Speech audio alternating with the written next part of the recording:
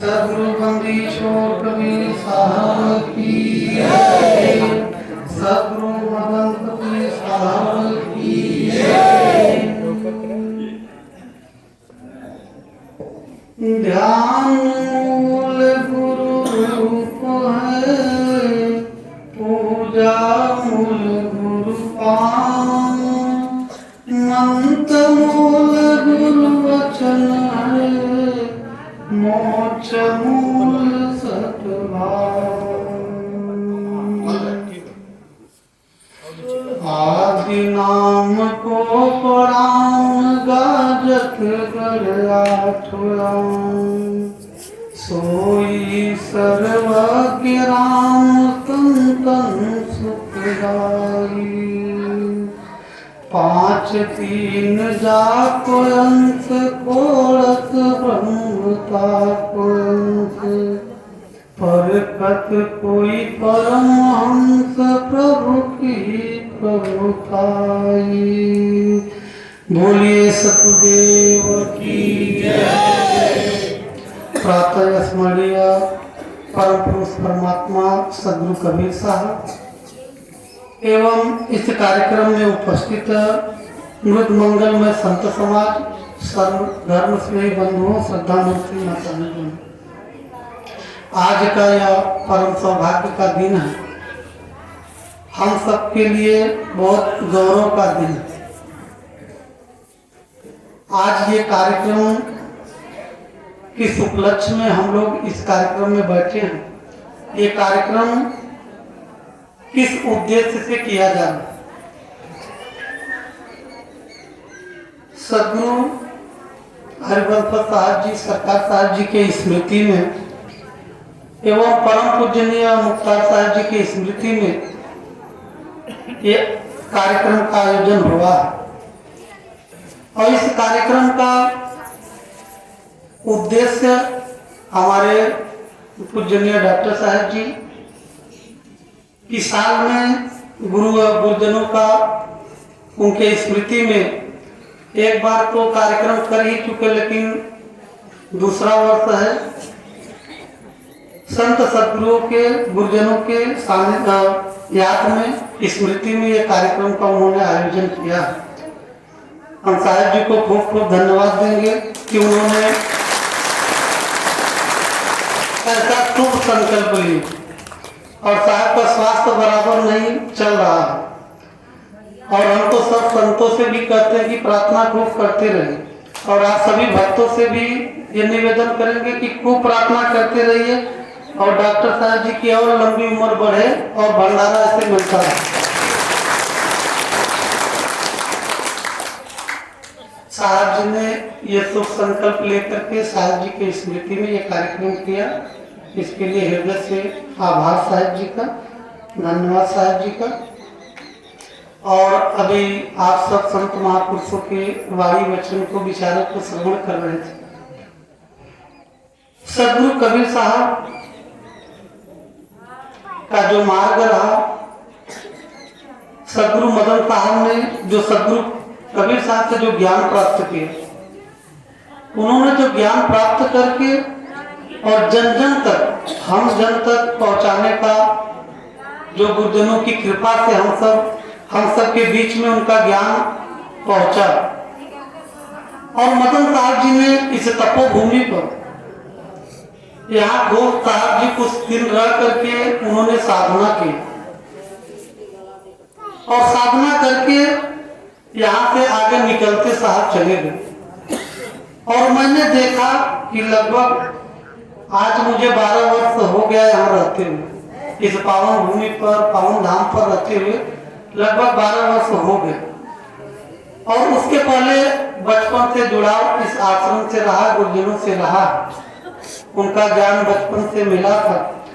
लेकिन मैं 12 वर्षों में, और बाकी क्षेत्र के जितने हमारे भैया जन हैं, जितने सज्जन जन हैं, वो सब जानते हैं इस धरोहर, इस आश्रम के, इस धरोहर के बारे में अगर जो भी कुदृष्टि किया, उसका जीवन कभी सुखमय नहीं हो और ये प्रत्यक्ष हम 12 वर्ष से देख रहे हैं, और लोग भी, यहाँ तक कि इस गांव के लोग और बड़े बुजुर्ग बताते हैं कि ये पावन भूमि ऐसा है कि यहाँ डेवलपमेंट तो नहीं हो पाया, विकास तो उतना नहीं है, लेकिन यहाँ ज्ञान का विकास सदैव किया गया और ज्ञान पर ही लोगों को मार्गदर्शन दिया गया कि ज्ञान पर ही चले।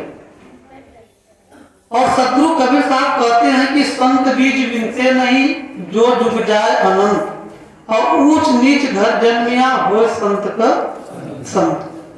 अगर भक्ति का अगर बीज हमारे जीवन में पड़ गया है, हम लोग देखिए खेतों में पौधों का बीज जब बोते हैं वो धीरे धीरे अंकुरित होकर के विशाल पेड़ बन जाते हैं। ठीक इसी प्रकार से हमारी भक्ति का जो बीज हम लोग बोते हैं, संत सदगुरु से जो ज्ञान लेते हैं, उस ज्ञान से जो पौधा उगता है, ये शरीर छूट जाने के बाद ये विनष्टा नहीं, समाप्त नहीं होता। बहुत से बीज आप देखते हैं कि सड़ गल करके समाप्त हो जाते हैं, लेकिन ये भक्ति का बीज, ये सुमिरन और भजन का बीज, ये कभी मिटता नहीं। तो साहब कहते हैं कि संत बीज बिनते नहीं, जो डूब जाए अनंत, ऊंच नीच घर जन्मिया हो संत का संत। अगर कहीं भी आप दोबारा जन्म लेंगे तो निश्चित है कि वो भक्ति फिर वहीं से शुरुआत होना चालू हो जाएगी। और हम तो बड़े धनभागी हैं कि आप जैसे हमारे संतजन भी बैठे हैं, हम ऐसे संतजन को प्राप्त किए और आप जैसे भक्तजनों को मैं प्राप्त किया। और आप सबके सानिध्यता में हमने 12 वर्ष में हमने ये देखा, मुझे बड़ी खुशी मिलती है कि आज भी कहीं भी कार्यक्रम होते हैं, हम बहुत से आश्रमों में गए रहे, देखे वहां की रहनी गहनी। अगर किसी संत को, संत आते थे, कार्यक्रम होता था, संत के आने के बाद अगर उनकी व्यवस्था पूरी तरीके से अगर नहीं हो पाता था तो संत बड़ी निंदा करते थे कि अरे भाई उस आश्रम में गए, कोई पूछने वाला नहीं, कोई न तो कोई खाट दिया, न तो कोई गद्दा लगाया, न तो कोई आसन लगाया, तमाम प्रकार की बातें, न कोई पानी पिलाया। लेकिन भक्तजन भी, कितने भक्तजन भी ऐसी भावनाएं रखते हैं, और भी आश्रमों में मैंने देखा। लेकिन इस आश्रम के जितने भी जुड़े हुए संतजन हैं, हम तो बड़े सौभाग्यशाली हैं कि आज तक 12 वर्ष में कोई भी संत कहीं भी कोरा बिछा करके, पन्नी बिछा करके कहीं भी हमारे संत पड़े रहे। मैं देखा, बहुत मुझे ग्लानि हुआ, दुख हुआ कि हमारे संत बगीचे में ऐसे पड़े रहे, वैसे पुआल बिछा करके, उतने गद्दे की सुविधाएं नहीं थी और खाट की सुविधाएं नहीं थी, और धीरे धीरे सुविधाएं हो रही, लेकिन कभी भी संत हमारे इस आश्रम की कभी भी ये निंदा नहीं किए कि मुझे ये नहीं मिला, मुझे वो नहीं मिला। ऐसे संतों के लिए तो एक बार तो धन्यवाद तो बनता है। और ऐसे सभी संतों को हम हृदय से साहिब बंदगी करते हैं कि उन्होंने जो आश्रम के प्रति जो श्रद्धा और समर्पण होनी चाहिए, और हमारे संतों में दिखा, हमारे सभी भक्तों में दिखा। हमारे भक्त देखिए, कोई भी सुविधा हो न हो, लेकिन आज तक कभी गर्मियों में मैं देखता था कि 1-2 फैन, जब मैं आया था तो 1-2 फैन था आश्रम में, लेकिन ज्येष्ठ पूर्णिमा को अपने भक्तजन जितने आते थे, पसीने से जो है कि इतना गर्मी होता था, धूप होता था, लेकिन तब भी कोई विचलित नहीं होता था। इतना श्रद्धा, इतनी लगन, इतना भाव होता था कि आकर के आप लोग खूब सेवा करते थे, और ये लगन आज भी मैं देखने को मुझे मिल रहा है। इसलिए आप सबको खूब खूब हृदय से धन्यवाद है। आज हम सबको सदगुरु मदन साहब कहते हैं कि आदि नाम को प्रणाम, गाजत गढ़ सोई सर्वज्ञ राम संतन सुखदाई। जो संतों को सुखदाई हैं, उस राम को हमें प्रणाम करना चाहिए। जो हमारे हृदय के वासी राम हैं, उस राम को हम सबको प्रणाम करना चाहिए। आदि नाम को प्रणाम। आदि नाम क्या है? हम सबका अस्तित्व। आदि नाम क्या है? परमात्मा अस्तित्व। हम सबको उस आदि नाम को, हम सबको सुबह उठना चाहिए, तो परमात्मा को लास्ट जो हमारा थॉट होता है और फर्स्ट जो थॉट होता है, जो हम चिंतन करते हैं, हम सोने से पहले परमात्मा को स्मरण करके तब हम लोग सोएंगे, और सुबह उठने के बाद परमात्मा को याद करके, परमात्मा से प्रार्थना करके तब हम अपने जीवन में आगे बढ़े। ये नित्य क्रिया हम सबको बना करके रखना चाहिए, क्योंकि देखिए मौसम भी गंभीर है, मौसम भी ठंडी का मौसम है, और इसलिए जो है कि हम थोड़े समय और आप सबके बीच में बोलेंगे। अभी हमारे साहब जी के संतों के विचार आप लोगों ने सुना, और आज आप लोग देखिए हमारे एक संत निवास का संकल्प, हमारे बैजू बाबा साहब बैठे हैं, नहीं भैया बैजू बाबा जी बैठे। अब बाबा आप ऊपर बैठा करें, अब नीचे मत बैठा करें। अब जब संत के जब लाइन में आ गए हैं तो ऊपर ही बैठा करें। हमारे बैजू बाबा जी का संकल्प था, माता जी थी इनकी धर्म पत्नी जी, और बड़ी लगन था माता जी का। मुझसे लगभग 2 या 3 बार मुलाकात हुआ मेरे आने के बाद। माता जी का संकल्प था कि साहब संत महापुरुष भी आते हैं तो बैठने की पूरी सुविधा नहीं है, तो साहब एक उन्होंने ऐसे जिक्र किया था सत्संग संत निवास का, तो लेकिन माता जी का संकल्प पूरा नहीं हो पाया, उनके रहते रहते जीवन काल में संकल्प पूरा नहीं हो पाया। लेकिन उनके शरीर छूटने के बाद और हमसे एक चीज उन्होंने कहा साहब जी मैं यहाँ रहना चाहती हूँ, हम दोनों पति पत्नी यहाँ रहना चाहते हैं और संत भेष में हम लोग रहना चाहते हैं। हमने कहा माता जी कोई दिक्कत नहीं, आप रहिए, आपका आश्रम है, जैसे सब संत हैं आप भी आकर के रहिए। तो उसके बाद 2 साल के बाद माता जी का उन्होंने कहा साहब जी हम यही समाधि हम सोच रहे हैं गुरु दरबार में ही हमारी समाधि है, ऐसा उन्होंने संकल्प लिया। तो भीड़ का हमने कहा माता जी जो संकल्प लेंगी सदगुरु परमात्मा पूरा करेंगे। और माता जी का यह सपना था। 2 वर्ष के बाद स्वास्थ्य बराबर चल नहीं रहा था, काफी उम्र हो गया था माता जी का, और ऐसी सदगुरु परमात्मा की दया हुई, परमात्मा की दया खूब बरस रही है, लेकिन बस लेने की पात्रता हमारी बन जाए। जो उस पात्र बन जाए तो उसके जीवन में उनकी दया तो बनी रहे, निरंतर बनी रहे। माता जी का संकल्प था, और वो ज्येष्ठ पूर्णिमा के कार्यक्रम में आ रहे थे, और आप लोग भी जानते कि एक दिन कार्यक्रम के एक दिन पहले समाधि माता जी का हुआ, और आते आते भदोही स्टेशन पर आए माता जी, वहीं उनका जो है कि शरीर छोड़ गया।